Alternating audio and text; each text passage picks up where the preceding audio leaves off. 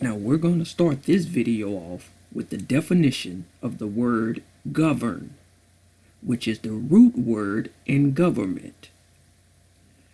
Govern, conduct the policy, actions, and affairs of a state, organization, or people. He was incapable of governing the country. Similar, rule, preside over, be in power over, reign over, control, exercise control over, have control of, be in control of, be in charge of, command, hold sway over, hegemonize, lead, be the leader of, dominate, run, head, direct, administer, order, manage, regulate, guide, conduct, oversee, supervise, superintend, be at the helm of, steer, pilot, informal, being the driving seat, literary, and sway. Now, as you read all them words, does that sound like freedom to you? How can you be free when you have a government that's governing you, ruling over you? They've tricked you into thinking you were free.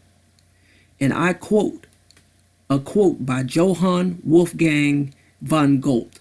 He said, "None are more helplessly enslaved than those who falsely believe that they are free." It's time to wake up, people. You are not free in this country, and this video is about to prove it. I'm here to talk to you about the problem of slavery. It didn't end in the 1860s. It's a social malady that's with us today, and it's increasing in its scope and virulence. The desire to enslave our fellow man is unfortunately intrinsic to the human character. It has been with us since the beginning of time, on every continent and in virtually every culture, from ancient Egypt to Babylon to Greece and Rome, Africa, Asia, Europe, and the United States.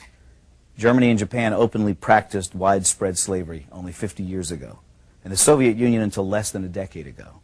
China even today. It's a disease of our human nature, and yet people are under the impression that it no longer exists. I say to you that in a subtle form it exists in America today, and it's becoming less subtle and more manifest. Madison Avenue has just cleaned it up a little bit, dressed it up in new words. The slave master is now Big Brother, someone to protect you, someone to confide in. But it's all the same. He owns your life. This may sound far-fetched, but I think I can prove it. When the IRS allows you a tax deduction, they and their congressional collaborators and the media call it a tax subsidy. In other words, they designate it as a gift to you, a subsidy. The only way they could conceive this terminology is by presupposing that they, i.e. the government, own all the money. Their view is that they're entitled to it all. That which they allow you to keep is their compassionate and generous gift to you. How can this be? You create the money by your efforts, your sacrifice, your creativity, your risk-taking. So how can it belong to them? It's very simple. They own you. They own everything you produce, your money, your house, your thoughts and ideas, your children. If you go to a foreign country to work, you still have to pay the U.S. income tax. You could dig a hole in the middle of Siberia and they'd be entitled to a cut of your wages because in their minds, under their law, they own you. They create arcane and esoteric laws to criminalize you. You may try, but you can't obey them. You can't even understand them without a lot of professional help. You have to run around slavishly collecting little pieces of paper, receipts, 7 years of detailed financial records because you might be called on to give an account of yourself to the big boss man. And if you've made a mistake, he can take everything you have. He loves it that way. That's total power over you, slavery. I don't remember when we the people signed over ownership of ourselves. It just gradually happened by them taking more and more of our freedom. But here's the worst part. It's really only just begun. In this modern age, the information age, getting your money is not enough, even though money, don't let anyone deceive you, is the material source of your freedom. Now, however, they want your mind. If you deviate in your thinking, if you commit one of the 10,000 taboos, and they perceive your actions as a threat, they'll come out and kill you. It was the thought police who killed the children at Waco and Ruby Ridge.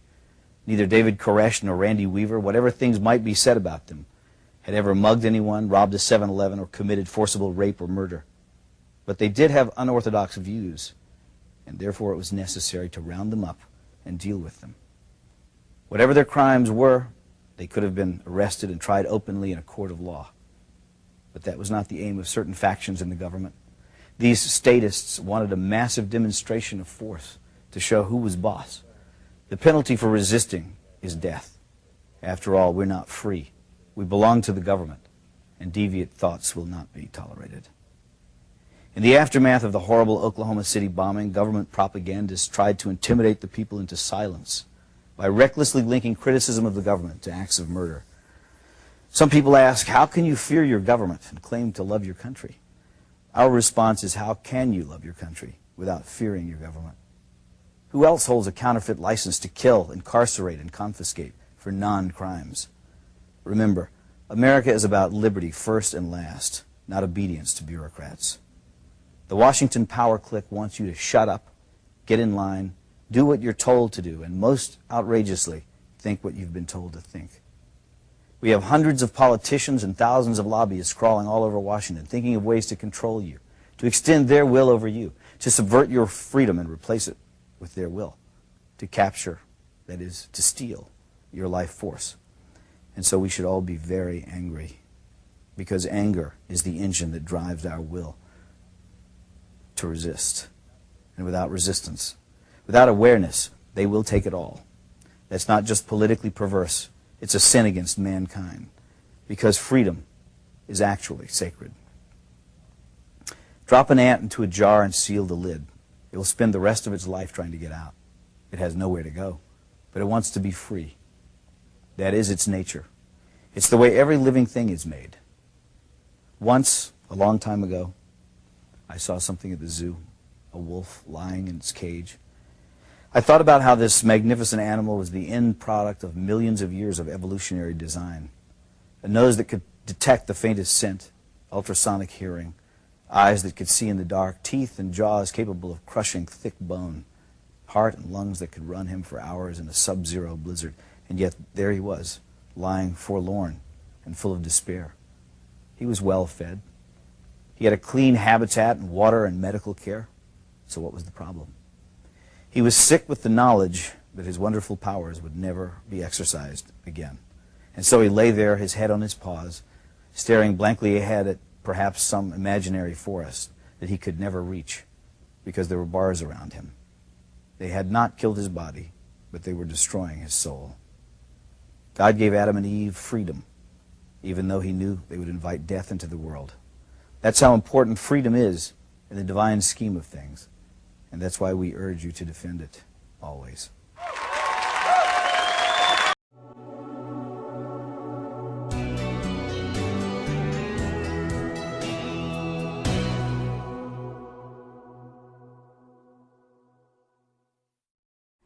Mr. Jones owned a cotton plantation and many slaves.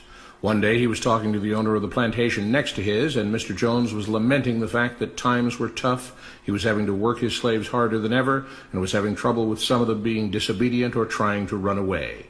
The other plantation owner said he knew someone who could help. Day 1. One day Mr. Jones called his slaves together so a man named Mr. Smith could talk to them. Before beginning, Mr. Smith whispered to Mr. Jones, "Whatever I say, do not contradict me or interfere, and I promise you your slave troubles will end." "My name is Mr. Smith," he said to the slaves, "and this may be the happiest day of your lives. From today forward, you will no longer be slaves, but free men." Mr. Jones was so shocked he started to step forward, but Mr. Smith gestured for him to remain silent. He did, only because the other plantation owner had spoken so highly of Mr. Smith's skills. "You are no longer the property of Mr. Jones," Mr. Smith continued. "You are free. No more would you be forced to labor for the benefit of Mr. Jones. Now you can work for yourselves." Now the slaves were all murmuring and looking at each other. Many were smiling, many were looking puzzled. "In fact, you are now free to leave the plantation whenever you want," Mr. Smith said. "However, since we are surrounded by other plantations, if you leave, some other plantation owner will likely claim you as his own the moment you set foot on his property. So I urge you not to risk your newfound freedom by doing something so foolish. Instead, I suggest that you stay here, no longer as slaves, but as willing participants and part owners of this plantation. Yes, this is now your plantation. Mr. Jones bit his tongue to keep from objecting.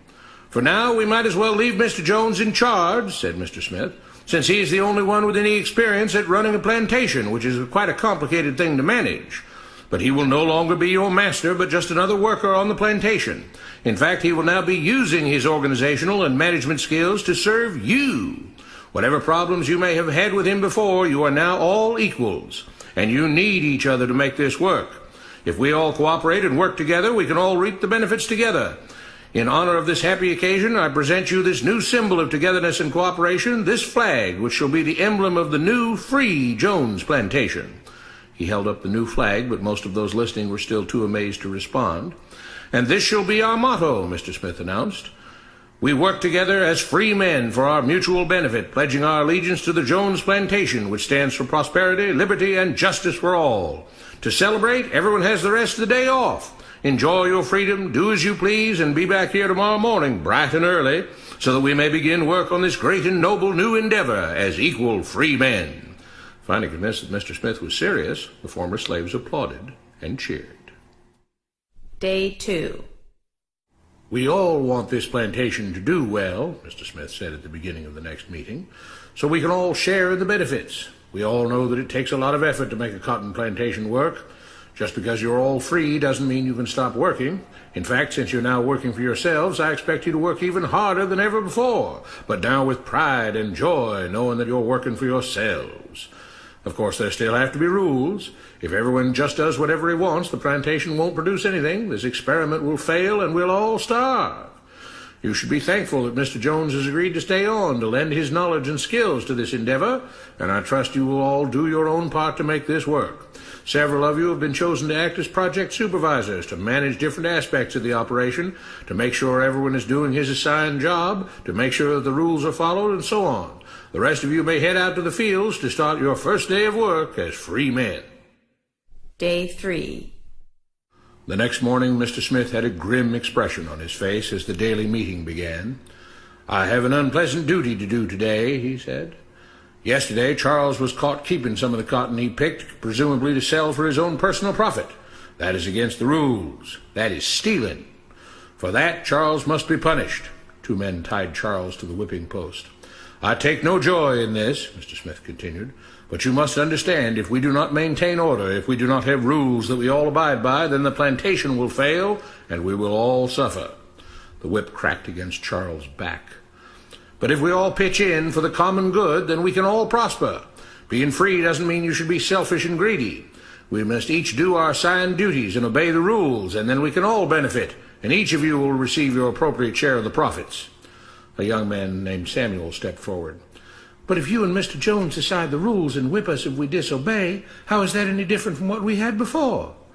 How can you say that? Mr. Smith asked. I'm shocked. You were a slave before, and now you're free. Things still need to be managed and organized by those best qualified to do so. Do you know how to run a plantation, Samuel? Well, no, he answered. But if we're free, why do we get no say in what the rules are and how things work? I'm surprised at your ingratitude, Mr. Smith answered. None of you know how a plantation is run, so you're in no position to be making decisions about how things are done here. You don't seem to appreciate all the things that Mr. Jones provides for you, from protecting you from all the outside threats that you know nothing about, those who would come here, capture and enslave you, if not for Mr. Jones' protection, to making sure that you all have food and housing, tools to work with, that you're cared for when sick and injured, and so on. There wouldn't be a plantation at all, no cotton to pick, no land to plant and harvest, if not for him. You should be grateful that he's made possible the level of comfort you now have. Your lives would be far worse if not for him. Nevertheless, as free and equal participants in this endeavor, from now on at each meeting, any worker may have 2 minutes to ask questions or voice suggestions or complaints. With that, the workers all seemed satisfied and headed out again to the fields to pick the cotton. Day 4. I have a big announcement, Mr. Smith said as the daily meeting began. Mr. Jones' cousin is here, and not just to visit and see how our project is coming along. It has been decided that from now on, you will be deciding who will manage the plantation. Of course, this job can't be done by just anyone, but every 3 months we will have a special meeting at which all the workers will vote on whether we think Mr. Jones should run the plantation or whether we think his cousin, Mr. Johnson, should run the plantation. That means that ultimately you are in charge because you will be deciding which man you want running things on your behalf. If you don't like the way things are being managed, you now have the power to change it. Amazed and pleased, the workers headed out again to the fields to pick the cotton. Days passed, months passed, a year passed, and the plantation continued to operate as before. Sometimes Mr. Jones was in charge, sometimes Mr. Johnson was in charge, but the day-to-day routine stayed exactly the same. The workers worked hard, long hours every day, and still had little to show for it. Every day the meeting would begin with them all reciting the Jones Plantation motto, "We work together as free men for our mutual benefit, pledging our allegiance to the Jones Plantation, which stands for prosperity, liberty, and justice for all." One day Mr. Smith announced, "Samuel is asked to say a few words this morning, and whatever the rest of us may think of his ideas and opinions, we are all free here, and that means we are all allowed to speak our minds. So, Samuel, you have 2 minutes. Begin." Samuel stepped forward, looking scared. "I was excited when all this started," he began, glancing nervously at Mr. Smith and Mr. Jones. "But don't you all see what's happened here? Nothing's changed. We're all still slaves." There were grumbles of disagreement from the crowd. "They tell us what to do and whip us if we don't. They still make all the rules and punish us if we disobey. They let us make suggestions and complain about things, but they never really change anything. They let us choose between Mr. Jones and Mr. Johnson, but what's the difference? The situation stays the same. We do all of the work and they take as much as they want and decide how much they'll let us keep. They live in luxury, made rich by the cotton we pick. We do all the work and have to build our own huts, grow our own food, and take care of ourselves. They leave us just enough that we don't revolt or run away. This is not freedom. We're all still slaves. They've only changed the words they use, but nothing else has changed. They say we're all free and equal, but we're not. They command and we obey. That's not freedom. That's not equality. They say we're free to leave, but all that means is that we're free to be someone else's slave. Why should we work or obey the rules? We didn't agree to this. They made the system. They forced it on us. They control and rob us and call it freedom. They've deceived you into thinking that being able to choose which slave master you'll work for is the same as being free. It's not. Open your eyes. If you keep what you produce, they call it stealing. When they take what you produce, they call it sharing and fair distribution. Can't you see that this is all? Your time is up, Samuel, Mr. Smith announced calmly. At his gesture, 2 supervisors grabbed Samuel by the arms and led him to the whipping post. "I'm sorry, Samuel, but you've broken the rules. There are rules against encouraging others not to work and encouraging others to break the rules. You're only hurting all of us with your discontentment and your complaining and your disobedience." The whip fell, and Samuel let out a grunt. "Without rules, without order, all would be lost. Without law, there would be chaos. We can't just behave as wild animals, each doing whatever he pleases. We must all follow the plan and all do our duty for the betterment of everyone. And those who do not must be punished." The whip fell again, and blood flowed freely from Samuel's back. "Samuel, it is you who are stealing from the others. When you don't do your assigned work, you are making more work for others. When you disobey the rules, it is you who are endangering the future of everyone else here. You are the thief. You are the criminal. You are the one trying to destroy the arrangement that keeps us all safe and prosperous." At every lash of the whip, the other workers cheered louder and louder, some yelling curses at Samuel. "Being spoiled and selfish, you complain about everything, talking as if you're oppressed. But you are the one ruining things. You are the one keeping us from being all we could be. It is your greed and your rebelliousness that is hurting all of us. They all play by the rules," Mr. Smith said, gesturing at the others. "What makes you think that you don't have to? You think you're above the law?" There were loud yells of agreement as the whip fell again. "We must maintain order," Mr. Smith proclaimed. "To make this plantation great, to make it so that we can all be happy and prosperous. To have the society we want, there have to be rules. We all have to contribute our fair share to this great endeavor, and we cannot tolerate actions and attitudes that seek to undermine the amazing things that together as free men we have achieved and will continue to achieve." Mr. Jones was smiling as he gave Mr. Smith a pat on the back. The crowd was cheering so loudly that none of them had noticed that Samuel had died. What you have been taught about government and politics is no more accurate or reasonable than what Mr. Smith taught the slaves. If you're ready to look through the veil of rhetoric and propaganda to see the reality beneath, get a copy of The Most Dangerous Superstition. It will change the way you see the world. This is the story of your enslavement, how it came to be, and how you can finally be free. Like all animals, human beings want to dominate and exploit the resources around them. At first, we mostly hunted and fished and ate off the land, but then something magical and terrible happened to our minds.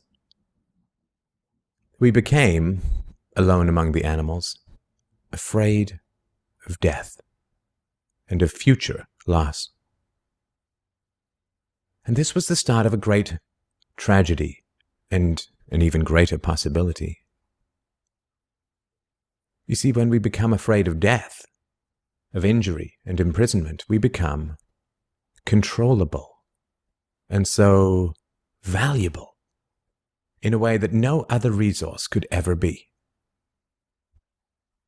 The greatest resource for any human being to control is not natural resources or tools or animals or land, but other human beings.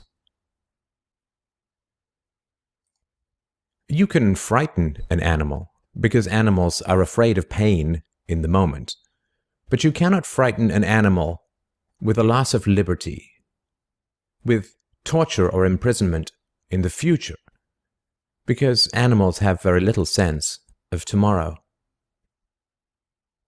You cannot threaten a cow with torture or a sheep with death. You cannot swing a sword at a tree and scream at it to produce more fruit, or hold a burning torch to a field and demand more wheat. You cannot get more eggs by threatening a hen, but you can get a man to give you his eggs by threatening him. This human farming has been the most profitable and destructive occupation throughout history, and it is now reaching its destructive climax. Human society cannot be rationally understood until it is seen for what it is: a series of farms where human farmers own human livestock. Some people get confused because governments provide healthcare and water and education and roads, and thus imagine that there is some benevolence at work. Nothing could be further from the reality. Farmers provide healthcare and irrigation and training to their livestock. Some people get confused because we are allowed certain liberties and thus imagine that our governments protect our freedoms.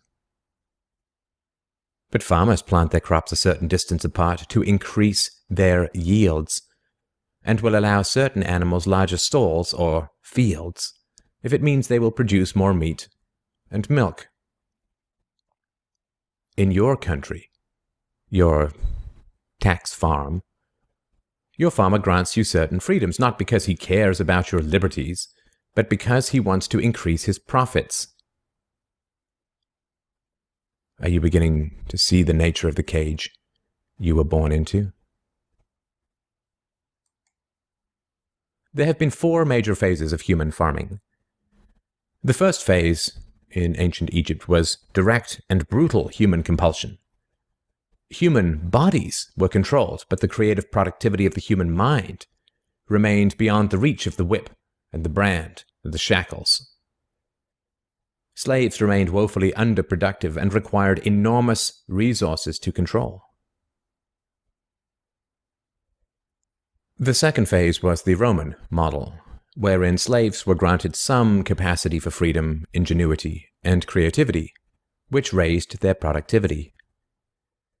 This increased the wealth of Rome, and thus the tax income of the Roman government, and with this additional wealth, Rome became an empire, destroying the economic freedoms that fed its power, and collapsed. I'm sure that this does not seem entirely unfamiliar. After the collapse of Rome, the feudal model introduced the concept of livestock ownership and taxation. Instead of being directly owned, peasants farmed land that they could retain as long as they paid off the local warlords. This model eventually broke down due to the continual subdivision of productive land and was destroyed during the enclosure movement when land was consolidated and hundreds of thousands of peasants were kicked off their ancestral lands because new farming techniques made larger farms more productive with fewer people. The increased productivity of the later Middle Ages created the excess food required for the expansion of towns and cities, which in turn gave rise to the modern democratic model of human ownership. As displaced peasants flooded into the cities, a huge stock of cheap human capital became available to the rising industrialists. And the ruling class of human farmers quickly realized that they could make more money by letting their livestock choose their own occupations. Under the democratic model, direct slave ownership has been replaced by the mafia model. The mafia rarely owns businesses directly, but rather sends thugs around once a month to steal from the business owners.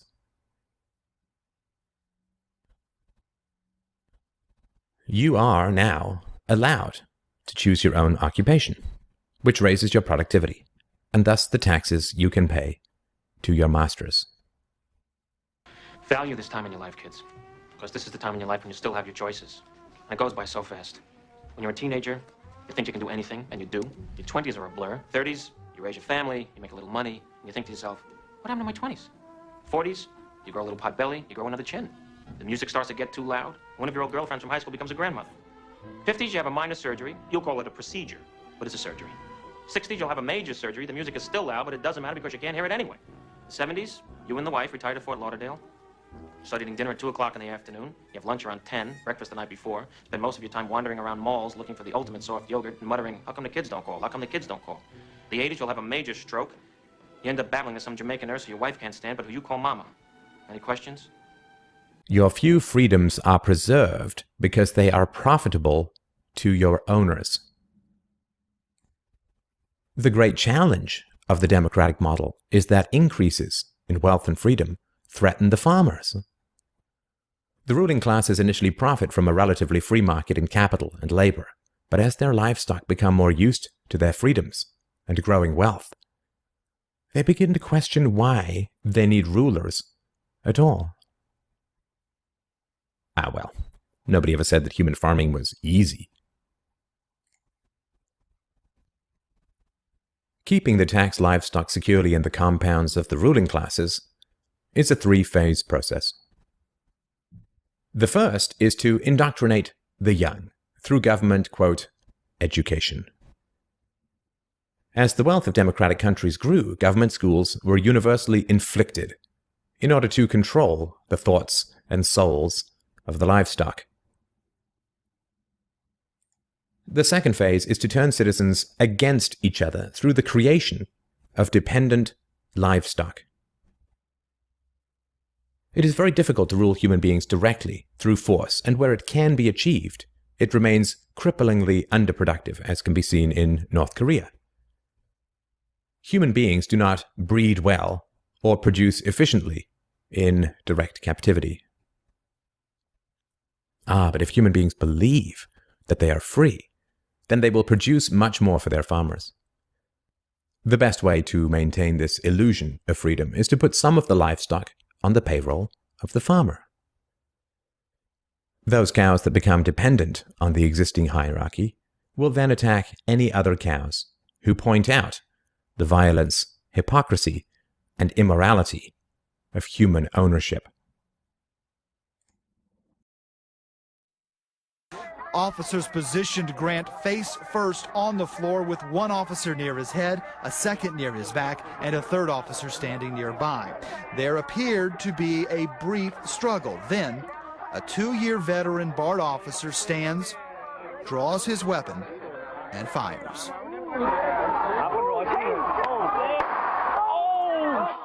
Freedom is slavery, and slavery is freedom.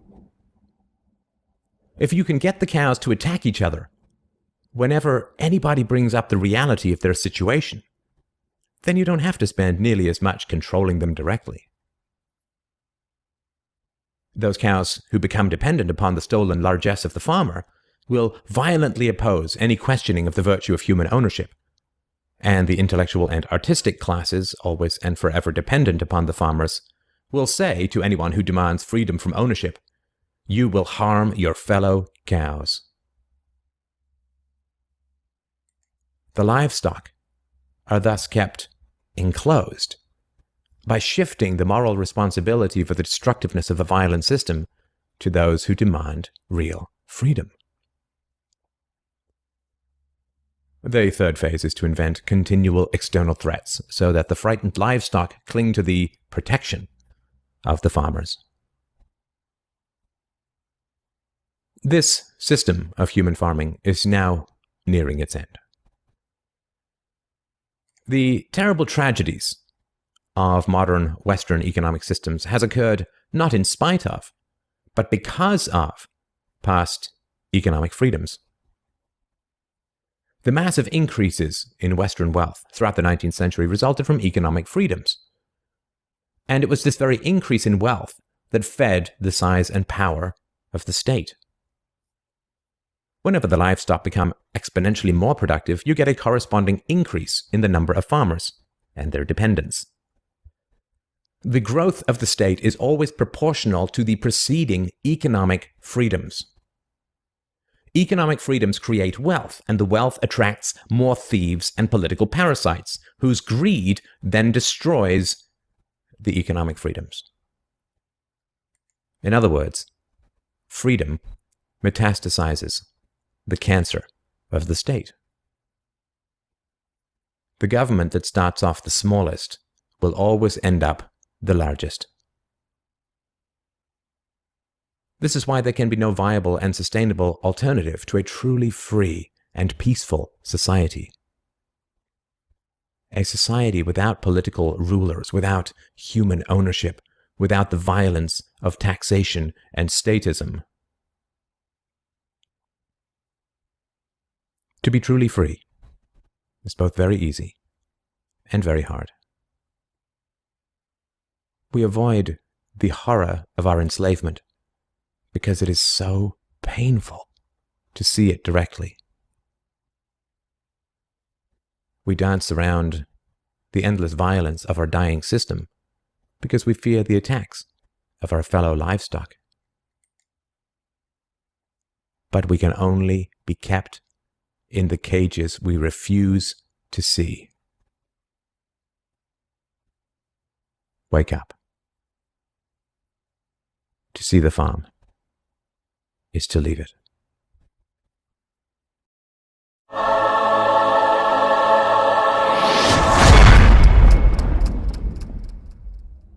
Your life according to the government. You're born. Your parents now have $200,000 they need to invest into the economy over the next 18 years in order to raise you. You go to school, where you learn the basics of life, math, reading, science, and history through the eyes of progressive propaganda. You will learn things like Woodrow Wilson was one of the greatest presidents, presiding over the creation of the Federal Reserve, IRS, and America's involvement in World War I in order to make the world safe for democracy. Warren Harding and Calvin Coolidge, who avoided the Great Depression of the 1920s, will be completely ignored. Why? Because when economic imbalances struck the nation, they did nothing, and the free market corrected the imbalances despite having a central bank. However, Hoover, who raised taxes and expanded government, will go down as the free market president who caused the Great Depression. Please ignore the fact that after the New Deal program went into effect, the nation still had an average unemployment rate of 18% even in 1939. Next, you will learn that the Democratic Party is the party of peace, despite being led to war by Wilson, Roosevelt, Truman, Kennedy, Johnson, and Clinton with no UN approval. By the way, where did this idea come come from that the president could declare war without any approval from Congress. Oh yes, President Truman, another peaceful progressive. Oh, and don't forget Ronald Reagan and George W. Bush were model fiscal conservatives. After grade school, you will go into college to learn Keynesian economics and scientific theories that should be treated as absolutes, just like global cooling was in the 1970s or the Earth being flat in the 1400s. You will also learn that there are no unintended consequences of government action, and the government's role is to not only protect your inalienable rights, but to protect you from everything, including yourself. After you graduate with $21,000 of college student loans, you will learn that according to the BLS, you have a 39% chance of actually making more money than a high school graduate who didn't spend 4 years racking up student loans. That's right, you may fall into the 61% category, where you end up making the same as your friends who skipped college. But remember, the important thing to do is stick to the plan. Go to school, get good grades, and if you're lucky, you can find a company to work for that will take care of you. You know, health benefits and stock options. Now, around the age 25, you will get married. Between 26 and 28, you'll have a child and your own $200,000 commitment for the next 18 years. At age 32, it's time to buy a house, or realistically rent a house from the bank. Because remember, it's good to borrow money. This way, you get a tax deduction from the government. In fact, if you find yourself in a position where you can't afford to rent a house from the bank, the government will assist you, just as they did in college. This way, the person or the bank selling the house to you doesn't have to lower their price. The government will be happy to guarantee your loan or even completely fund it if necessary. By your mid-40s, your children are now entering their teenage years. The government likes this because you are now reaching your peak spending habits. Your teenagers are eating more than they ever have. They need a car, auto insurance, college money, and date money. Money that you already paid taxes on is finally entering the economy at a much more rapid rate in order to get taxed again. That's right, first the government taxes your paycheck, then they tax it every time you spend what's left. Oh, but don't forget to max out your IRA. This way Wall Street has plenty of buyers for everything they want to sell. Now that your kids are leaving, it's time to think about retirement, and if you're the average American, then that will probably be the extent of your retirement. Thinking, a lot of thinking. If you're average, then you probably have roughly $2,000 saved or less in retirement savings. But that's okay because you have Social Security. The retirement program that never was. Originally meant to keep people from falling through the cracks and into poverty, is now our golden retirement plan of choice. No need to save during your lifetime, because in the back of your mind you're thinking, what's the worst that can happen when I have a fat Social Security account just collecting interest in its Social Security lockbox? Well, now you're entering your 60s and your spending habits are collapsing, the kids are out of the house, you just quit your job. Why? Because some arbitrary number set by some guy in the 30s said 65 was a good age. So now your entitlement spending is in full swing, while at the same time your income taxes are down, along with your spending. Oh, and by the way, if you did have a 401k that was correctly diversified, you can now fulfill the goal of taking money out at the poorest tax bracket. We mean the lowest tax bracket. Remember, that was the plan.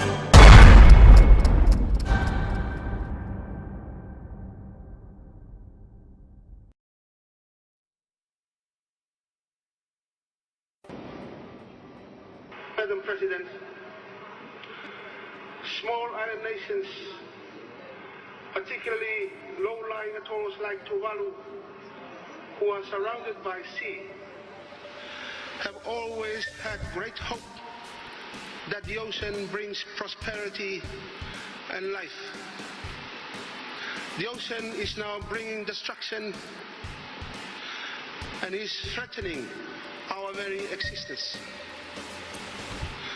Sea level rise could engulf our nation, our entire nation, and therefore erase our rights as a nation and as a sovereign state. Madam President, it is vitally important that the international community take immediate and decisive action to address climate change now. Not tomorrow, not in 2015, and definitely not in 2020. We have no time to wait, and we are only a few inches from the point of no return. We are all slaves to our economic system. Money restricts freedoms. It does not give us access to products and services, it restricts access to them. If you have trailers full of dollars, then you have a whole lot more freedom than someone that has a handful of dollars. That is the reality of our financial system. If we look at money as a store of labor, we can ask the question, what happens when there is not enough labor opportunities available for our entire species? In our human history, in which we have used any form of money, we have never managed full employment. In today's world of more than 7 billion people, could you even imagine what that might look like?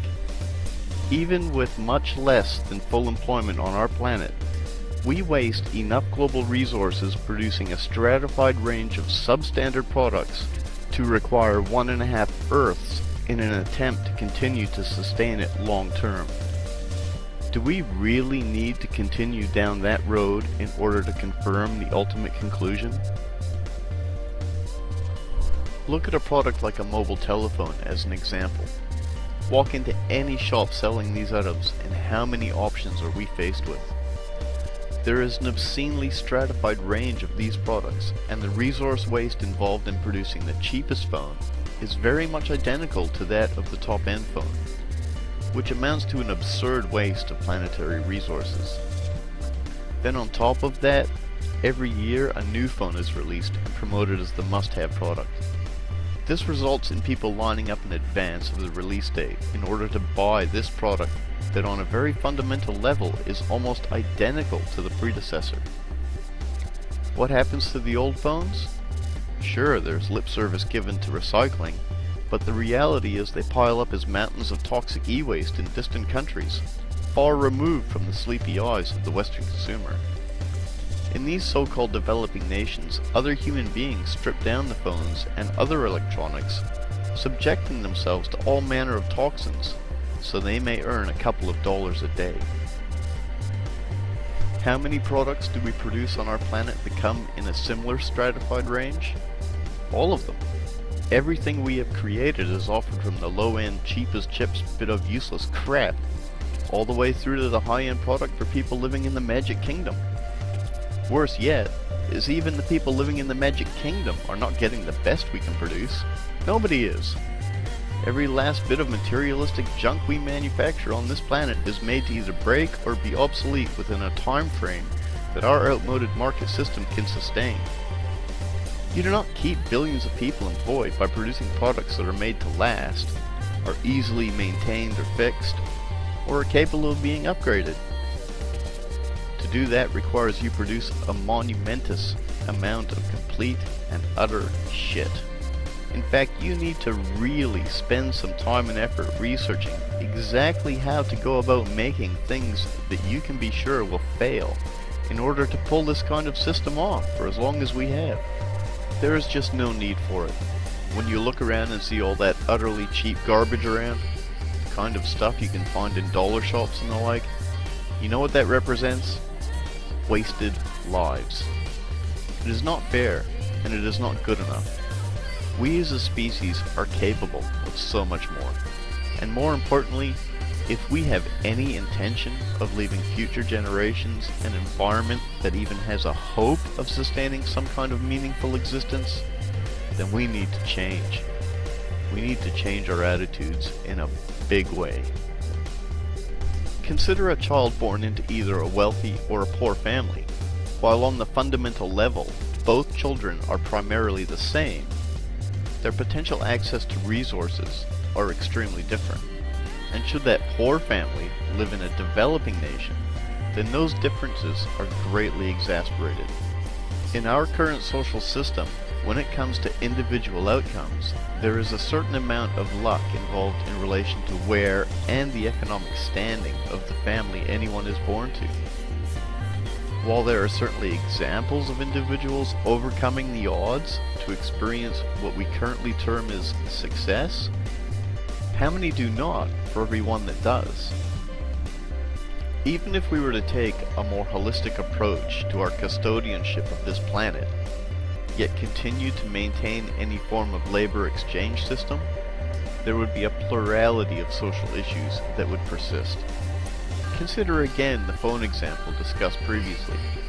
If in the interest of planetary sustainability, we amalgamated the corporations in order to work in cooperation to produce the best possible phone for any given period of time, which would mean the design would allow for strategic use of resources, recycling, ease of upgrade, and simplicity of repair or replacing worn parts, we would quickly find that once the phones had been produced, employment roles would become greatly reduced.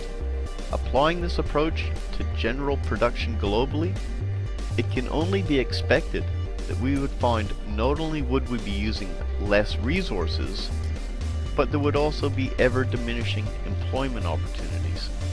If we get transfixed on a manufactured need to continue using some form of currency in order to facilitate the exchange of labor for purchasing power, then we may as well look at our own children, laugh, and tell them they are screwed, because like it or not, that is exactly what we are setting them up for. We can keep doing what we are doing. We can take the environment to the precipice and push it over the edge. It may not result in the end of humanity. The consumption pandemic might not kill all of us, but it can only be expected that at the very least, the resulting environmental degradation would cull human numbers back, allowing the biosphere to slowly regenerate. There is no need to put that theory to test. We are an intelligent species, even if at times it may not seem it. We have the power of foresight and can choose to live in a more symbiotic manner with the rest of nature. As long as we fail to let go of the utopian notion that continual growth on a finite planet is sustainable, we will be fighting the very planet and environment we rely upon to support our continued existence.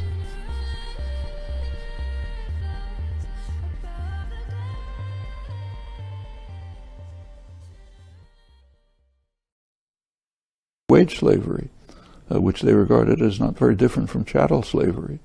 In fact, this was such a popular view that it was actually a slogan of the Republican Party, that the only difference between working for a wage and being a slave is that working for a wage is supposedly temporary. They and their families were as effectively held and immobilized on those farms in the 1890s and into the 1900s as their grandparents had been held as slaves in the same places before the Civil War. Almost all sharecroppers were never able to pay back the debts to the landowners on whose land they worked.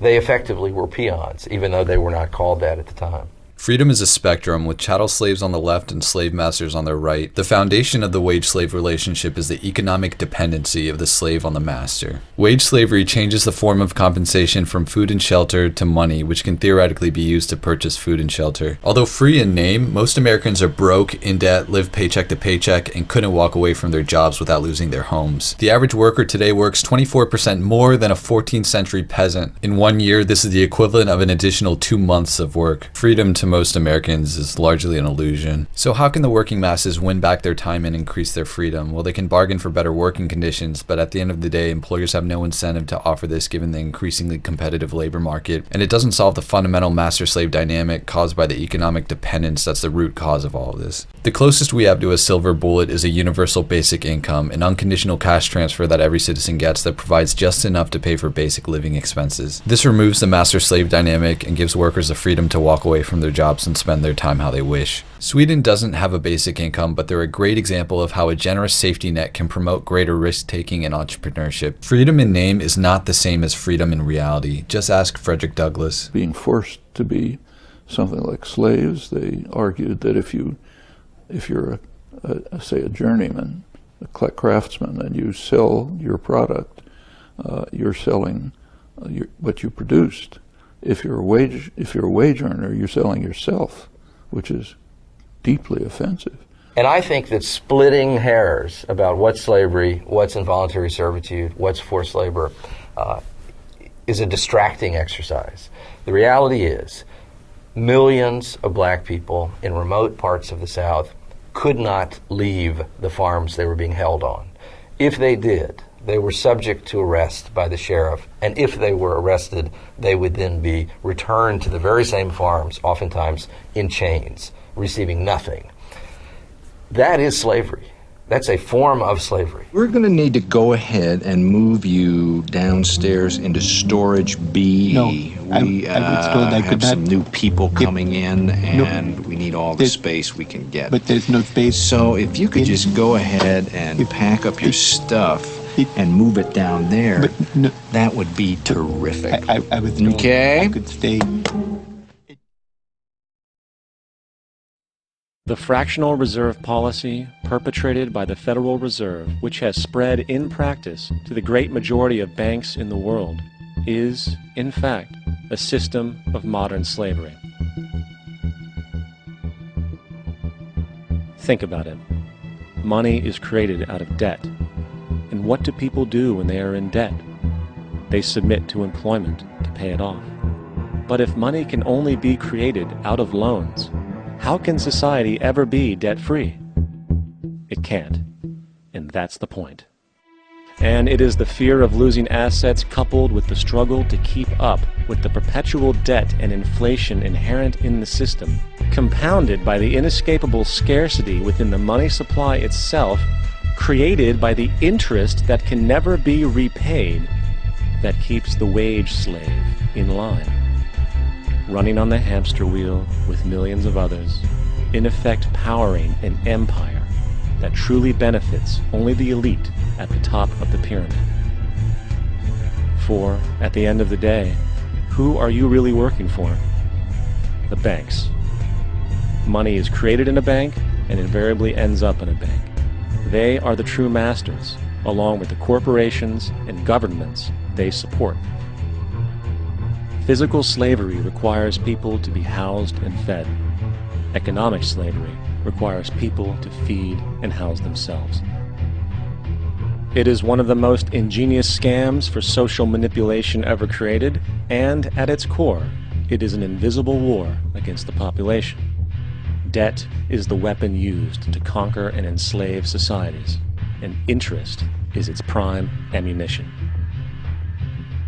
And as the majority walks around oblivious to this reality, the banks, in collusion with governments and corporations, continue to perfect and expand their tactics of economic warfare, spawning new bases, such as the World Bank and International Monetary Fund, while also inventing a new type of soldier, the birth of the economic hitman.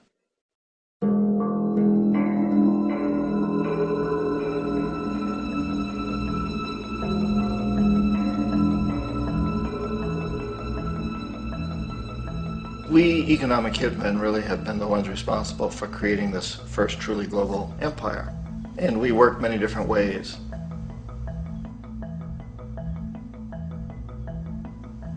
But perhaps the most common is that we will identify a country that has resources our corporations covet, like oil, and then arrange a huge loan to that country from the World Bank or one of its sister organizations. But the money never actually goes to the country. Instead, it goes to our big corporations to build infrastructure projects in that country, power plants, industrial parks, ports, things that benefit a few rich people in that country, in addition to our corporations, but really don't help the majority of the people at all. However, those people, the whole country is left holding a huge debt. It's such a big debt they can't repay it, and that's part of the plan, that they can't repay it. And so at some point, we economic hitmen go back to them and say, listen, you owe us a lot of money, can't pay your debt, so sell your oil real cheap to our oil companies. Allow us to build a military base in your country, or send troops in support of ours to someplace in the world like Iraq, or vote with us on the next UN vote. To have their electric utility company privatized and their water and sewage system privatized and sold to U.S. corporations or other multinational corporations. So there was that whole mushrooming thing, and it's so typical of the way the IMF and the World Bank work, that you put a country in debt, it's such a big debt it can't pay it, and then you offer to refinance that debt and pay even more interest. And you demand this quid pro quo, which you call a conditionality or good governance, which means basically that they've got to sell off their resources, including many of their social services, their utility companies, their school systems sometimes, their penal systems, their insurance systems, to foreign corporations. So it's a double, triple, quadruple whammy. Is slave to the lender. So that means if I go to someone, let's say I go to Taylor and I ask Taylor for $1,000. At that point, whenever I make money, some of my money has to go to Taylor. I have to pay Taylor back. So that means at that point, I'm working for Taylor. Did you see that? Like, I have to go working. Right. So I have two bosses, not just my job or my clients, but now tailor has I have a responsibility to tailor. So it's the same thing when you have Honda payments, Bank of America, Sallie Mae. They are now in your subconscious mind. They are your bosses, and so there's additional pressure. That's how it's amazing. So when people pay their bills, like they hate paying their bills because it's just kind of like paying your master, right? Borrower, slave to lender, right? So it's very, very serious. I mean, if you look at it, and the reason why to me it makes so much sense coming from the perspective of an African American who, a community that was oppressed for 400 years. When you go and to look at slavery and you see someone was on the field working the cotton plantation, picking cotton down here in Georgia, and then they do all this work only to get it counted and given to the master so they can go make money on the market.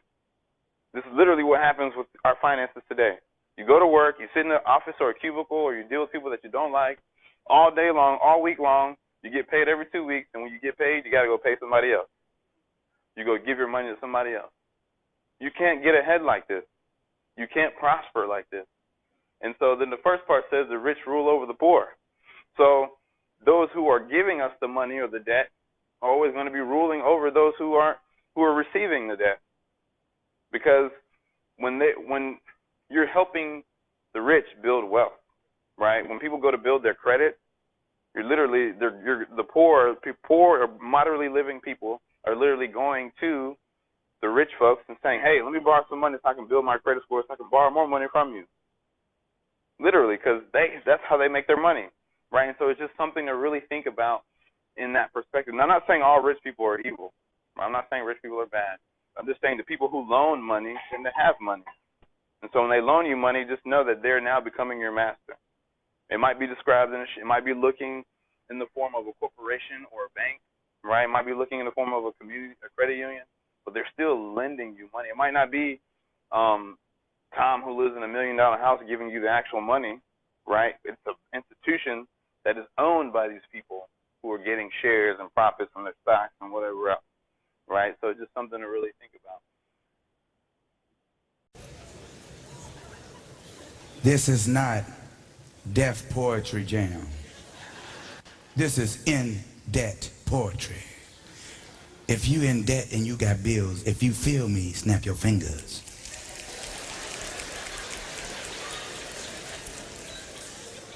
Bills. We all have them. Are they going to leave? I don't think so.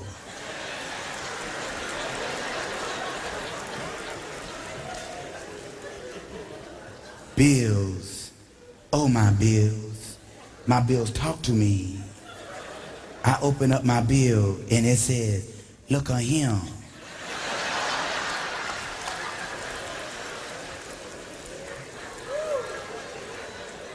And I talk back to my bills. And I say, I'll be danged. Bills. What shall I do? What shall I do? My bills are like a snake. It slithers in and it bites me. Do I say ow? Yes, I do. Bills. If you are ready for your next comedian, let me hear you snap your fingers. Well, let's do that dang thing then.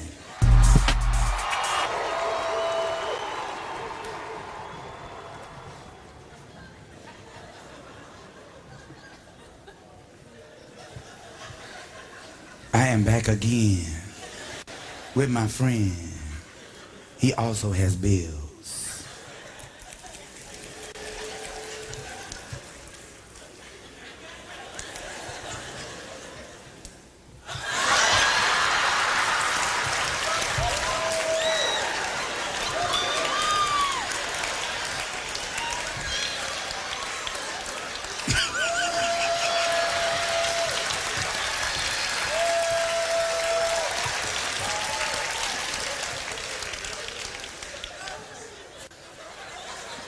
That is not funny.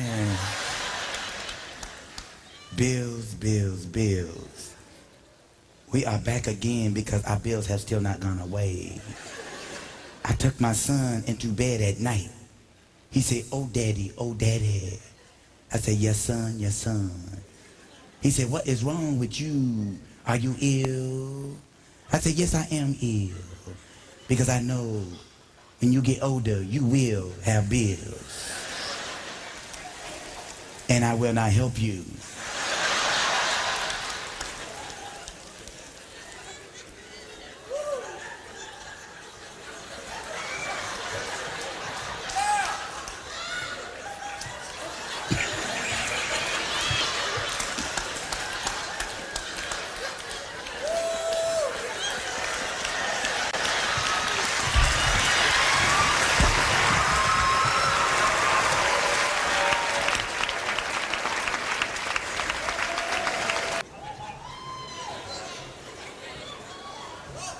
Let me hear you snap your fingers. Y'all know about deaf poetry jam? This is in debt poetry jam. Bills. I can't pay my bills. Why can't I pay my bills? Because I got no money.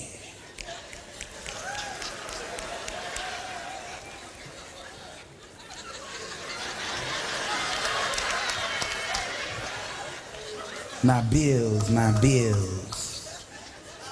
don't die. They like immigrants across the border, they multiply. What am I going to do? I can't pay my bills. My Escalade. The bill is due today. If I don't pay my Escalade, they will take it away. Bills. What can I do? Give me some money. My credit card. It don't work no more. Why? Because they closed up all the stores. Bills. What can I do? My house. My door on my house is locked.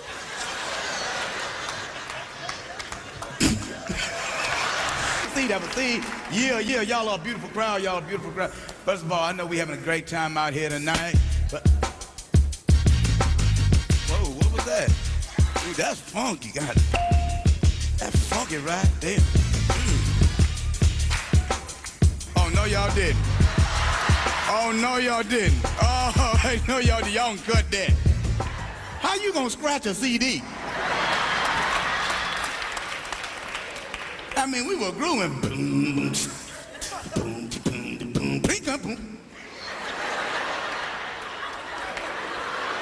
Wait, play that again. Y'all think I'm lying. Y'all know my brother handicapped, right? Y'all don't want to see him dance. That boy is cold. We went to a club and I started clowning around. I was doing my little thing, doing like this, And he over there in the corner, oh yeah.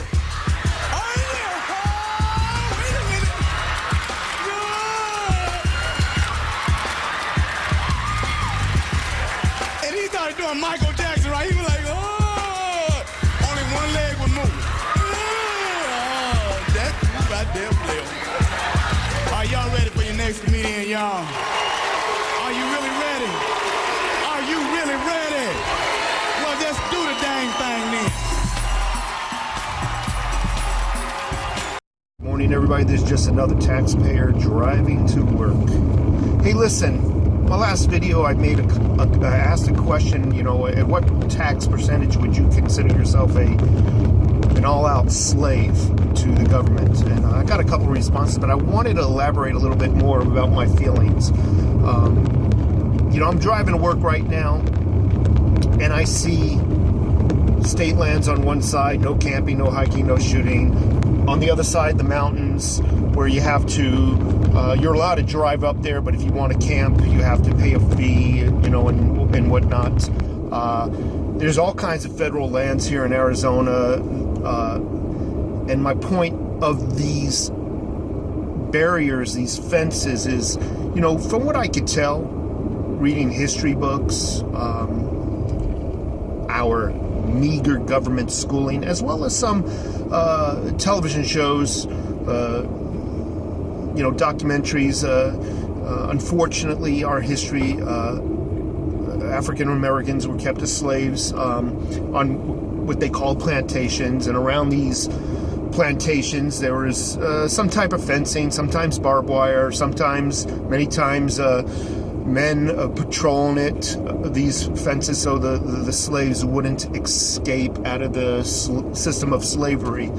And I come to the conclusion, are we living in the same scenario? Psychologists have said that a better slave is a slave who thinks they are free. Think about that. Who believes they are free. We are told we're free. But are we free? Now, I realize that all society must have some rules. But are we really free? As I said, I see fences and barbed wire and wired fencing, state lands, federal lands, and don't get me wrong, if I want to go camping, I can, but the rule is you can only camp 2-day, 3-day increments here. Then you got to come back down into this city, which I claim is really a plantation with the invisible plantation fences. Now think about that. I'm allowed to leave the plantation, go camping after I pay a tax, a licensing, a privilege fee. I'm allowed to go fishing after I paid their little fee, but then I need to come back here and onto the plantation. My question is, are we bred? And I say bred as a farm animal. Are we bred just for our tax revenue? Would the elite really be the elite without us?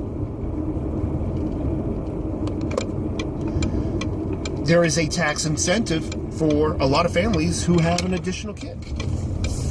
Why is that? Is that because that kid will grow up and be a tax servant? People say, Brian, but you are free. You're allowed to pick up and move from Tucson, Arizona. No, but I'm allowed to go to another plantation. Call Tampa Bay, maybe, San Francisco, Denver, Colorado. I am not allowed to permanently go into the mountains, put up a structure, and live by myself in peace. If I do, I can be imprisoned, fined, and then told to move back onto the plantation. And my plantation is Tucson, Arizona, where I am to go to work 8 to 10 hours every day and give 30% of my paycheck, 35% of my paycheck. And that's not all we pay. That's just paycheck, taxes that come out of the paycheck. But every time we want to do something, we have to pay a privilege tax. They call it a license. They'll have you believe you're free. They'll have you believe that you own your home. But the fact of the matter is, if you paid off your home today, you still need to pay taxes on that property. You never really own it. If you don't pay those taxes, they don't take the house and say, here, you can have the house and wheel it to wherever you want. We're taking back our property. No, they take the house and the property. I know how ridiculous that sounds, but you never really own that property. You will pay taxes on that home until the day you die. And if you don't, they'll take it back from you. It is never yours. And when you want to build a house, a room onto your home, you need to go and ask permission to build onto your home. So is it your home? And then the inspector can come back and say, yeah, you can build. Give me, you need to pay your fee. Give me, so you can build. So it's real. Are we really free? Is what I'm coming down to, or are we led to believe we're free? I thought these lakes and these mountains were ours. I thought these parks and hiking trails and campgrounds were ours. and that the government just works for us. No, that's what they tell us. They work for us, but that is not the truth. They do not work for us. We work for them. We ask permission to go on. Does that sound normal? We ask permission to go fishing and by paying a licensing fee? Come on! We are slaves, I contend. All the taxes we pay, you know, and then there's other taxes, you know, there's, you know, every time you pay a bill, your cell phone, down to your cell phone, to construction taxes, if you want to add on to your property, the list, marriage. You got to pay a tax to get married, for crying out loud. Anyway, think beyond my words. Leave a comment. I believe we're living on plantations, although those barriers that a plantation might have, you know, barbed wiring, I think they're here, but they're just invisible. They're known as federal lands and state lands and all kinds of this and that lands and whatnot. And I'm going to just end this video with saying this. It is my belief that slavery never ended. It was perfected. Have a great day. Oh man, I can't believe I'm gonna do 2 videos in a day again. But one thing, you know, when I got a long drive, I always think better. Now this is something that I want to address also. So I'm just like getting this stuff off my chest, you know. So if I die or something, at least there's some type of information there, or some of my thoughts. Now the funny thing I thought about too, because I do a lot of, like, I study a lot of history, right? And I like looking into history about slavery. You know, since black people were told that they were all slaves, which is bullshit. But I like looking into like history about slavery and all kinds of things, just you know, empires and all kinds of things, because you can see that things are cyclical. Especially with the migrant crisis going on in Europe, that's cyclical. That happened when the Moors went into Europe before and conquered it. You can think about the Mongols going into Europe. So anyway, we're not going to get into that, but I'm going to talk about slavery and why slavery never ended. They just changed what they call it. Now, the reality is slavery was seen as cruel and inhumane, right? We all can agree. We can agree to agree that slavery was cruel and inhumane to some extent. But today, slavery is the exact same. It's not really, it hasn't changed. Now, there's some real, like, there's real slavery, like in places like Brazil and certain places like Africa and India and China. Like, that's like almost damn near chattel slavery. But slavery really, or indentured servitude, did not really change. The conditions changed, but it didn't really end. We were told that slavery ended, but it didn't even end when they said it ended. Now, what I mean is, a job is almost like a plantation, right? You sign a contract, you work, you get a set of rules to abide by, and you get compensated meagerly, and you're working to pay off debt, or working to keep a roof over your head. So slavery as we know it did not change. It just changed, the type of slavery changed. Also, you know, when you sign these contracts, and you know, you're trying to retire and you're trying to work till you can retire, or work till you don't have to work as hard anymore, it's pretty much almost the same thing. I mean, we were lied to and told that slavery ended, but we're all pretty much slaves. We're all slaves to the dollar. We're all slaves to the IRS, slaves to the government, slaves to the cities and states. Our birth certificates are sold as bonds. We're all fucking slaves. So nothing really changed. It's just that the illusion of freedom has changed. The illusion of nationality has changed. The illusion of allegiance to the American government or the corporation of the United States has changed. So people really feel like they're free. They think that they're free, and that's a good feeling for people, because if you give livestock the illusion of freedom, it'll roam and it'll grow and it'll survive longer. But if you encage livestock, it'll die off quicker. But most people don't see that they'll live longer to be slaves longer because you have the illusion of freedom. In America, we're told that we're a free country, we're a free nation, but there's more rules to abide by in America. The prison systems are huge. We jail more people than most countries combined, but yet we're told that we're free. So there's certain things that people need to understand about America and the way that it operates. You are not free in this country. You do not own anything in this country. And once you understand that, you can use that to your benefit and not your detriment. There are people that are put too much, emphasis or put too much emphasis on possession of materials or money. And that's another thing I want to tell you about too. Money does not exist. We live in a digital era where, I don't understand the difference between going on Bitcoin and just, putting your money in the fucking bank. And some people are like, well, it's more secure, it's off the grid. It's still bullshit, because it can be manipulated and taken over just like the bank account.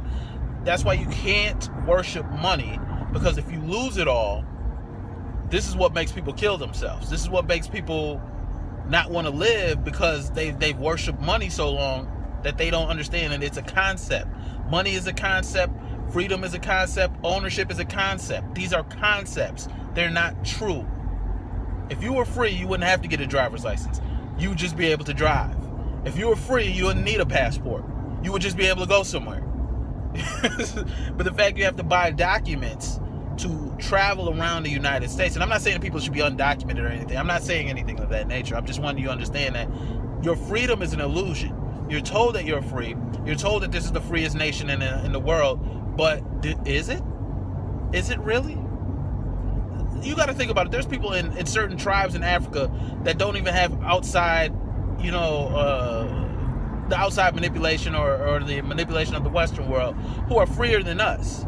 They could build a mud hut or build a hut or whatever. They don't have to pay for housing. They don't have to pay for everything. They just get everything from the land. That's freedom.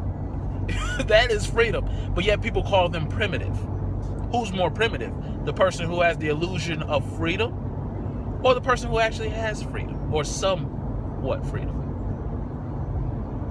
So one of the biggest things that people need to understand is slavery it has never ended. We're all slaves. We all have a debt that we will never pay off. And the best way to understand it is not to understand it in a negative standpoint, but to understand it, things have not changed. And it will never change, because the people will never stand up against the government, because they're too afraid of being murdered. They're too afraid of, the government has firepower. That's why they run military campaigns in certain cities to where they have militarized vehicles ride through a city to let you know, you get out of line, we'll pop your ass. Cops exhibit force that they know they wouldn't want somebody doing on them. And that's what's so crazy about this. It's like they're the slave catchers and we're the slaves. And I'm not saying anything bad about cops, because there are good cops out there. There are great cops out there. There are bad cops. But the illusion of freedom, the illusion of slavery, is pretty much, the illusion of freedom, the reality of slavery is something that we never tackle in the United States. False patriotism, pledging allegiance to a country that doesn't pledge allegiance to you, people going into the military, losing limbs or getting shot off of rich man wars. This is all something that happens over and over in this country.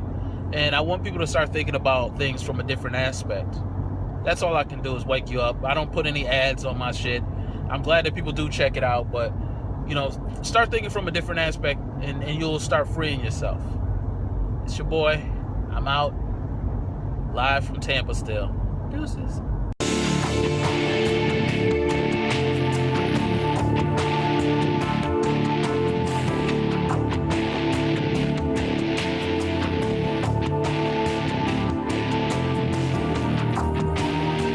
George Zimmerman kept close watch over his neighborhood. When black men walked or even drove through the area, he immediately called the police over and over and over and over again. Finally, exasperated that they always got away, he went out on a rainy night armed with a loaded gun and the Stand Your Ground law, looking for anybody who should not be in his largely white neighborhood. The South has a long history of this sort of thing. In the minds of a few people like George Zimmerman, they're called neighborhood watches. They used to be called slave patrols. Prior to the Civil War and Reconstruction, the main way Southern states maintained the institution of slavery was through local and statewide militias, also known as slave patrols. Slave patrollers traveled, usually on horseback, the modern equivalent would be George's SUV, through the countryside looking for African Americans who were, quote, not where they belong. When the patrollers found black people in places where they did not belong, punishment ranged from beatings to repatriation to their slave owners to death by being whipped, hung, or shot. Some of the most comprehensive reports on the nature and the extent of the slave patrols came from interviews done by the WPA, the Works Progress Administration, a New Deal program created by FDR during the Great Depression. At that time, former slaves and the children of former slaves were still alive and had stories to tell. And the WPA put people to work in the American South gathering and documenting those stories. The WPA's Georgia Writers Project Savannah unit produced a brilliant summary of stories taken from people who were alive, most as children, during the time of slavery, about their and their families' interactions with the slave patrollers. The report, now in paperback, was titled Drums and Shadows, Survival Stories Among the Georgia Coastal Negroes. Many other oral and written histories compiled by the WPA Writers Project are now maintained by the Library of Congress. Dozens of other similar reports, as well as detailed state-by-state studies of slave patrols, even including membership rosters, are published in Sally E. Haddon's brilliant book, Slave Patrols, Law and Violence in Virginia and the Carolinas. Haddon cites numerous stories and scores of sources about how the slave patrollers would beat, whip, or otherwise abuse African Americans who were found off the plantation. Women were routinely subjected to rape, and men were usually beaten with sticks or whips. Hatton writes of the stories compiled by the WPA, slaves might beg to be left out of a whipping from the patrol, hoping that mercy or caprice might avert a beating. Patrollers sometimes toyed with a slave, threatening a whipping, then letting the slaves go free. The inherent arbitrariness of punishment added to the fear most slaves felt when they encountered slave patrols. The harsh punishment a patrol could administer caused one former slave to liken meeting the patrol with being sold to a new master. A slave would seek to avoid both fates at any cost. Few things compared to the agony a slave endured from a patroller beating. One ex-slave from South Carolina recalled what people heard when she was born. Her mother screamed as if she were being beaten by patrollers. The National Humanities Center reprinted in 1857 an account by Austin Stewart, who escaped slavery in 1813. Titled Slaves and Slave Patrols, Stewart opens the account with this summary. Slaves are never allowed to leave the plantation to which they belong without a written pass. Should anyone venture to disobey this law, he will most likely be caught by the patrol and given 39 lashes. This patrol is always on duty every Sunday, going to each plantation under their supervision, entering every slave cabin, and examining closely the conduct of the slaves. And if they find one slave from another plantation without a pass, he is immediately punished with a severe flogging. He then goes on to tell several harrowing stories of personal encounters with the slave patrols, including one that led to the death of 6 slaves, and reprints the North Carolina Slave Patrol's regulations as follows. Slave Patrol regulations for Rowan County, North Carolina, 1825. First, patrols shall be appointed, at least 4 in each captain's district. Second, it shall be their duty, for 2 of their number at least, to patrol their respective districts once in every week. In failure thereof, they shall be subjected to the penalties prescribed by law. Third, they shall have power to inflict corporal punishment if two be present agreeing thereto. Fourth, one patroller shall have power to seize any Negro slave who behaves insolently to a patroller or otherwise unlawfully or suspiciously, and hold such slave in custody until he can bring together a requisite number of patrollers to act in the business.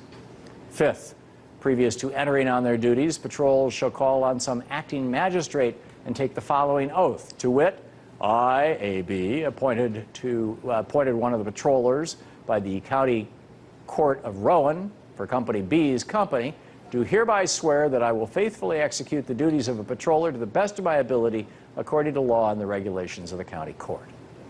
The National Humanities Center has many other similar reports in its archives. Slave patrols were a regular feature of the South from its first settlement by slave-owning Europeans until the decades after Reconstruction. When slavery was abolished, but whites in the South still wanted to keep blacks in their place, the slave patrols were largely replaced by, or simply renamed as, the KKK and small-town sheriffs. Nowadays, we have stop and frisk policies, and at least for people like George Zimmerman, the neighborhood watch. Slave patrollers rarely stopped or molested white people, but when blacks were found in unexpected places, they could expect a swift and severe punishment. And the legal systems of the South, largely without exception, backed up the slave patrollers and their post-Reconstruction heirs. It appears that the more things change, at least in the Deep South, the more they stay the same. Counterinsurgency is a specialized form of warfare waged by a state against its population. An insurgency is an organized revolt by people against an established authority. Most commonly throughout history, it's an anti-colonial, some kind of anti-imperialist resistance movement. Counterinsurgency is the technical art of counter-revolution. At its broadest, counterinsurgency refers to the whole range of activities that a state engages in to repress an uprising. Counterinsurgency is basically the constant war that states carry out in order to manage conflict and ensure the stability and continuity of governance. Counterinsurgency is designed to keep a movement, which is at a formative stage, which is weak and vulnerable. They are designed to keep them at that stage and to be able to crush them, make them lose legitimacy, or keep them from getting any real legitimacy for their demands or their grievances. Under the counterinsurgency philosophy, conflict is permanent. Therefore, state institutions need to always be the arbiters and the mediators of conflict. They therefore need the legitimacy to be seen as neutral arbiters, to be seen as the only ones with the resources or the capability to offer a solution to a problem. There's always a thing within counterinsurgency that's always supposed to be operating within the rule of law and within a democratic context. At least that's sort of the modern counterinsurgency, is the ideal that the soldiers won't be out on the street. It won't be evidently a war. The objective is to maintain the level of conflict at the lowest levels, at levels of simple dissidence or nonviolence, and not allow those conflicts to evolve to more insurrectional or revolutionary levels. As it has developed as a term of art in the military literature, it has come to refer to a specific approach, a specific philosophy as to how that is best done. And that approach is characterized less by reliance on sheer coercive force and more by the use of soft power, the shaping of social conditions, the co-optation of movement leaders into the state apparatus, and the offering of concessions and reforms to undercut popular support for the uprising. Former British military officer Frank Kitson, in a book called Low Intensity Operations, talks about the need to find and neutralize subversive elements in the population and to remove the masses from the leadership of the subversive movement. And one of the key components of that is attaching parts of the resistance movement that engage in nonviolent civil disobedience type of campaigns, attaching those types of elements to the state as a means of dividing the resistance movement and undermining the more radical or militant components. Big nonprofit groups are responsible for subverting radical political change, and they play a big role in the counterinsurgency. Their goal is to channel people in directions that will not put them in the position of directly confronting the state. Basically, counterinsurgency as a state philosophy arose as specialists working for the state, as state institutions analyzed their failures and weaknesses in the anti-colonial struggles of the 50s and 60s, and the particularly urban and other domestic struggles within powerful colonizing states of the 60s and 70s. Back in the 60s and 70s, you had more of a revolutionary consciousness among many people in the United States. A lot of it was influenced on the revolutions that were actually the armed revolutions that were going on in Africa and Southeast Asia at the time. They did not want these kinds of groups to ever exist again. They did not want groups like the Black Panther Party to ever be able to come into existence again. Counterinsurgency, because it's a type of warfare, involves all the means of war, including political, economic, military, cultural, and ideological, as well as psychological measures. A huge part of counterinsurgency is about hearts and minds.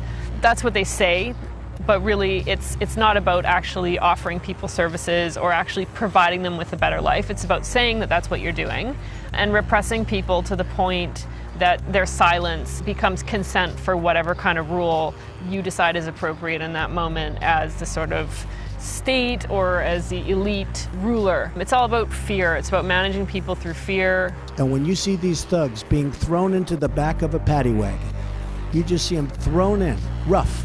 I said, please don't be too nice.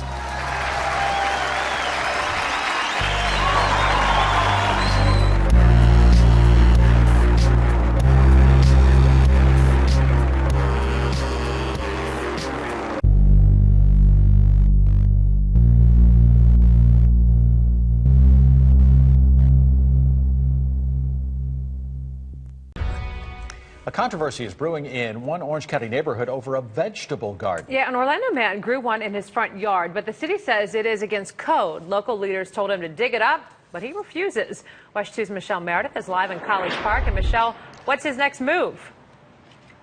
Well, his next move is to try to get this ordinance clarified. But let me show you something. In front of his yard is a yard that looks like this, with dead grass. To his right is I-4, so he never thought that his garden in front of his house would get him in trouble. Jason Helvinston and his wife have a vegetable garden in the front yard of their home in College Park.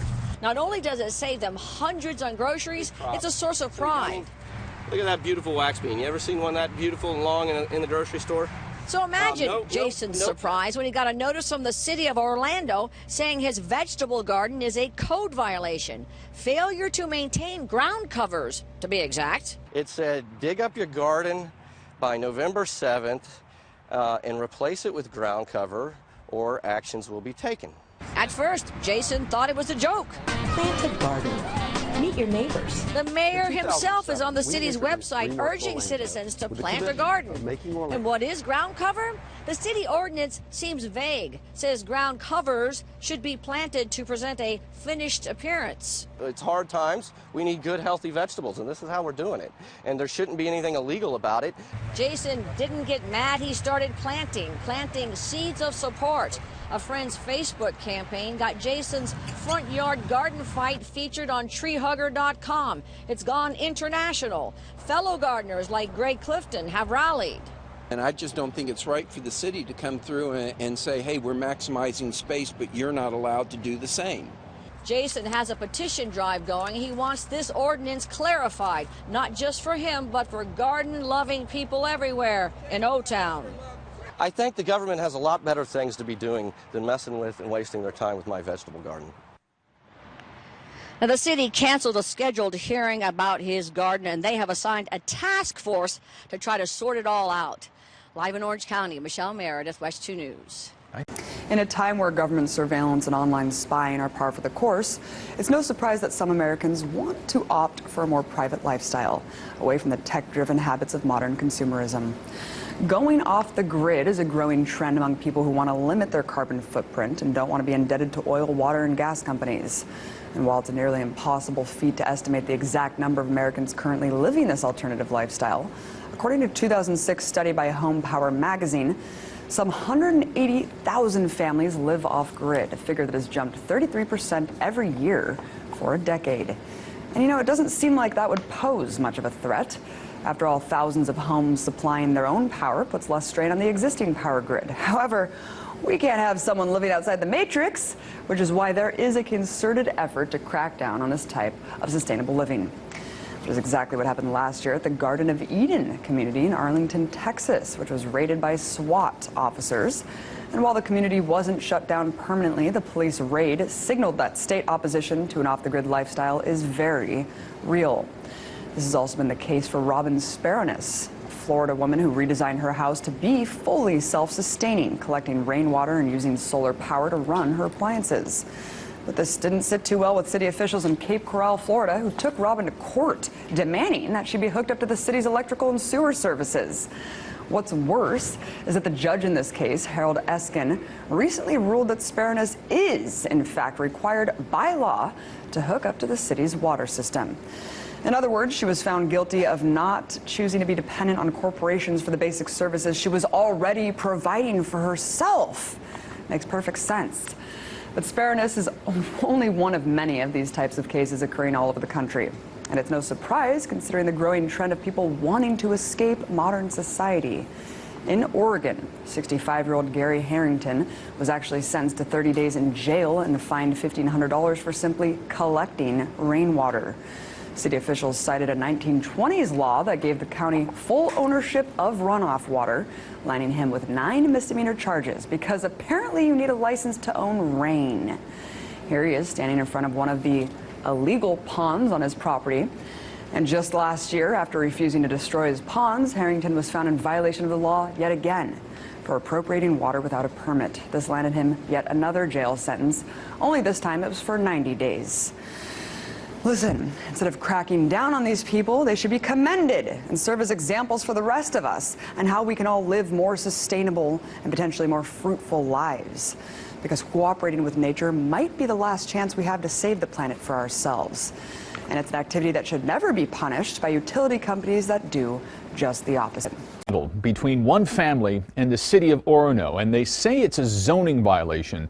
Neighbors consider it a nuisance. Now one person has been sent to jail, all over a wind turbine, mind you. Fox 9's Jack Heiberger spoke to the family at the center of all of this. He joins us now. Why a wind turbine causing so much trouble here? You know, Tim, I guess it's a matter of personal preference if you kind of want to get into what's causing all of this. Now, personal preference, property rights have all been part of this very long debate, but the courts decided the turbine had to go. And the Nygaard family thought they'd pretty much complied. But as it turns out, this long, drawn-out battle wasn't over. I am not going to jail over this. It is not worth it. On the banks of Lake Minnetonka, a wind revolution is gasping for air. Nobody should have to go through this just to prove that we all have the right to harvest the wind. Kendall Nygaard, you could say, is the last woman standing. To the right of where she's sitting is all that's left of a 30-foot wind turbine. So right there is the one at issue. We first caught up with her husband, Jay Nygaard, in the now infamous turbine back in 2014. At the time, he was in the midst of litigation, the city of Orono suing and a judge later ordering the turbine taken down. But through it all, Nygaard refused to give in, setting up this question from Fox 9's Tom Lydon. Are you ready to go to jail for this? I'm ready to go to jail for everybody in Minnesota's rights. And ready or not, that's exactly what happened. Just so our viewers can understand, where are you right now? I'm in the short-term jail on Hennepin County. On Friday, a Hennepin County judge held Nygaard in contempt of court, sentenced to 6 months in jail. I keep saying to myself and my friends and family that we've been talking about it, how can this be happening in America? That someone's incarcerated for basically a half to 2/3 of a concrete footing remaining, and it's not ever going up again. The Nygaards say their turbine is down for good, but by court order, they're also supposed to remove the foundation, something they say threatened to damage their home. But after years of back and forth, the courts was short on sympathy. I'm trying to do the right thing for the country, for my community, and for the future. And what happens to me? I end up in jail. And he'll stay there until it's removed, a tall task Kendall hopes to have done by early next week, putting this windy nightmare to rest, at least for now. And you may have noticed there they have other small wind turbines. So far, the city has let those slide. Tim. It's supposed to be a narrow cross and protect their property. This Naperville mom cuffed and taken away by police. The crime? She didn't want a new electric meter. Good afternoon. I'm Rob Johnson. And I'm Kate Sullivan. Our Dana Kozloff was there when one mom was put in the back of a squad car. She joins us live from the police department with more on this breaking story. Dana. Kate and Rob, two Naperville women, two moms were actually arrested today. One is still in police custody here at the Naperville Police Department. Another, I understand, is just being released. Their arrests are really the culmination of a 2-year battle with the city of Naperville over the wireless smart meter installation. And today it led to confrontations like this one with homeowner Jen Stahl. It's new technology. It's city property. The city's allowed to upgrade their technology, upgrade their equipment, and that's what their city's doing. But it's, you know, it's more than what I consent to do, and I'm fully aware of what the new functions of the meter do, and I don't. No matter where you move, what jurisdiction you move into, you agree to all that stuff. You're from the city of Chicago or the city of Elgin, or wherever you're at. City of Naperville, that's city property. That doesn't make it right. The law allows it. That's why it's already been there. It's already, the law's already in effect, which allows it. I'm doing everything I can to. Got it. Careful on my fence.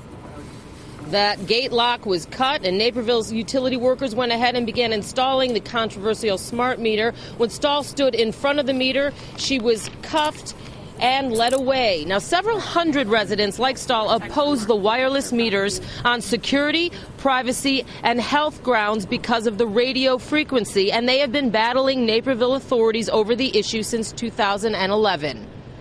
We are trying to protect our property. We are trying to advocate for residents who are trying to say no to a product that is being debated all around the country. The only recourse we have is to document on film.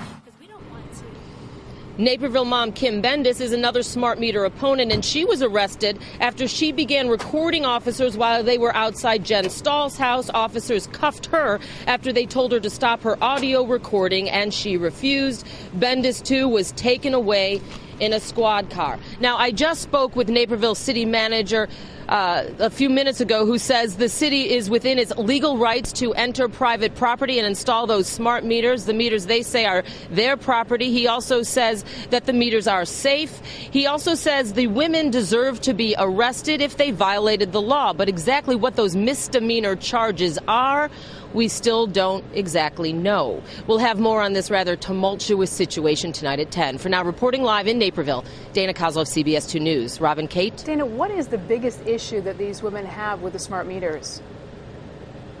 Well, health for some of them is one. They say there are studies that show that the RF, it could be dangerous, especially when you take it as a cumulative issue with other RF frequencies already in existence in people's homes, because they never are turned off. And also a security issue is a big one, too, because they're actually like graphs of when electricity will be turned on and off, and people have access to that and may know, for instance, when people leave for work every day and when they come home, so when their homes would be empty. Some of the issues. So, Dana, people, are you talking people like people at the electric company, or are you talking about perhaps people hacking into it and seeing that? Both, because if you remember in Naperville actually provides its residents with electricity, unlike other municipalities. So they're worried about employees perhaps in Naperville, or maybe someone hacking in. Both of those scenarios and more, actually. Okay. Okay. Thank you very much, Dana.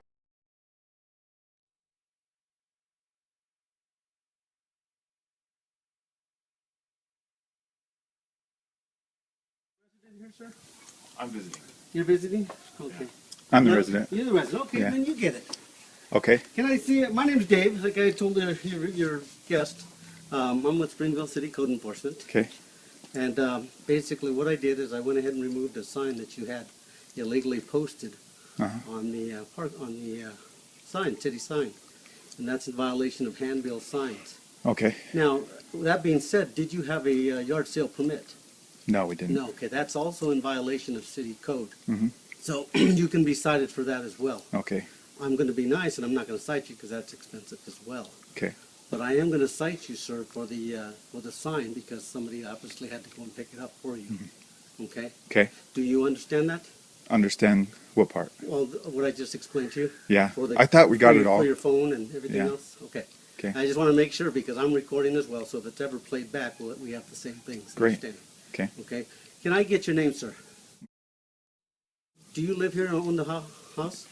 Yeah. Okay, what I'm going to do is I'm going to go back and get my pen. If you wouldn't mind just kind of maybe get me your license or something so I could just get you. Well, I'll get the information from you. I don't necessarily need that.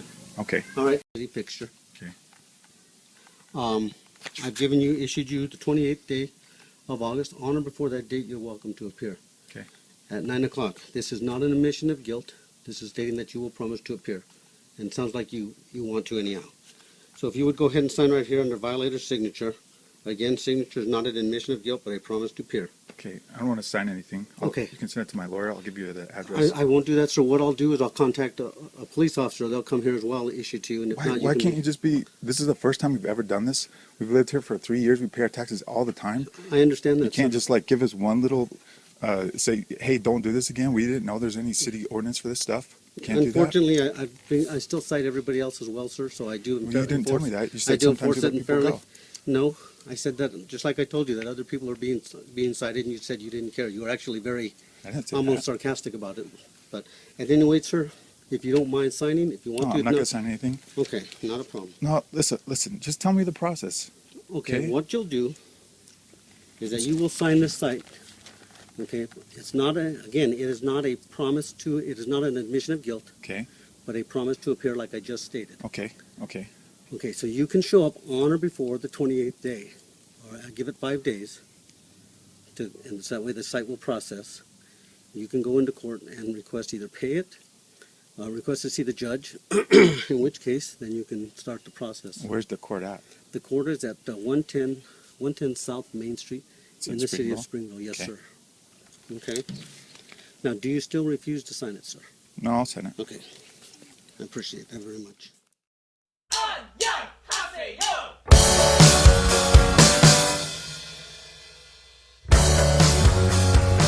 Sometimes you gotta bleed to know. In Rome, law and government were based off equality, no matter their race, gender, rich or poor, or so as the Roman officials said. To almost everyone, it seemed obvious that the rich were favored over the poor more often than usual. The poor were almost always hungry and felt mistreated and that they weren't taking part enough in their own government.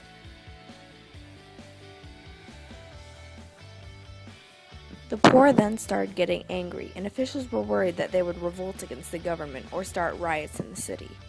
Knowing that they were strong enough and had the numbers to do so, afraid, officials took control and created a system of bribery called bread and circuses. Bread and circuses included distractions for the poor to not get angry and keep away from feeling hungry and sad. They used shows, fights, and plays in the Colosseum often. Along with this, poor received free bread and grains and food, and officials reduced their prices on any food to make them happier. By using the system of bribery, Roman officials distracted the poor from feeling hungry or angry about the government. Marcus Tullius Cicero once said, "The evil was not in the bread and circuses per se, but in the willingness of the people to sell their rights as free men for full bellies, and the excitement of the games, which would serve as a distraction to them from their other human hungers, which bread and circuses could never appease."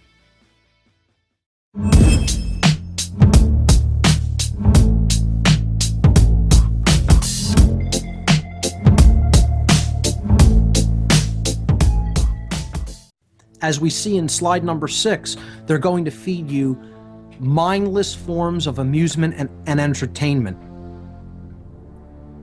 Just pure nonsense that is completely unimportant. Okay, if you like sports and you enjoy being an athlete, wonderful. I'm not completely saying that sports are evil in any way. Okay? I'm also not saying don't enjoy a movie every now and again. Yes, it's a form of art. And allegorical movies, allegorical fictions can be wonderful ways of looking into the world, seeing how art imitates life. So my point here is that they are going to highlight all of the trivial aspects of amusement, entertainment, celebrity, sports, gossip, etc. And this is done for a reason. It is to keep the mind entertained, to keep us amused. There's a reason for that. We need to really look no further than these words that I've just used. I constantly talk about the power in language and the meanings of words. I mean, just look at the word amusement. The word amusement,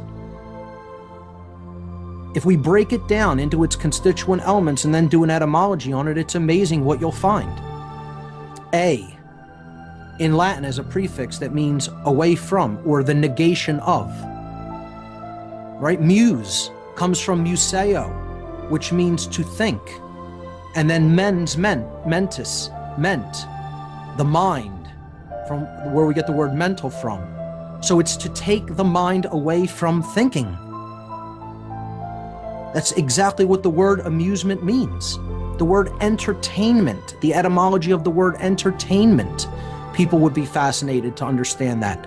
Inter in Latin means during or while. Tain is derived from teneo tenere, which means to hold or to keep. And then mens, mentis again, mente, mind. So it is to hold the mind during or while something is taking place. Well, they're holding your mind. That's what entertainment is about. They're holding your mind while something else is going on. And that something else is not for your betterment, I can assure you.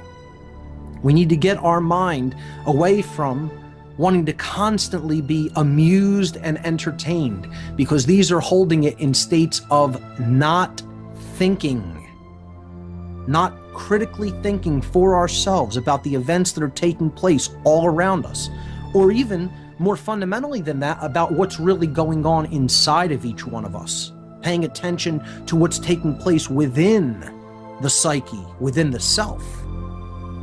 So if we're going to really heal the quality of our attention, fundamentally shift it and change it, we have to get out of the wanting to be a little baby constantly eating candy, constantly being entertained and amused. It's about growing up. It's about emotionally becoming a true emotional adult and wanting to look at the truth, developing a desire to know. Not to have ill-formed opinions, but to eclectically take in information from a wide variety of sources, filter it, analyze it, and understand it so that it can be truly employed and used for the betterment of humanity. So that's all I'll say about the media focusing on forms of entertainment, amusement, celebrity worship, etc. It's all just there to hold the mind in thrall.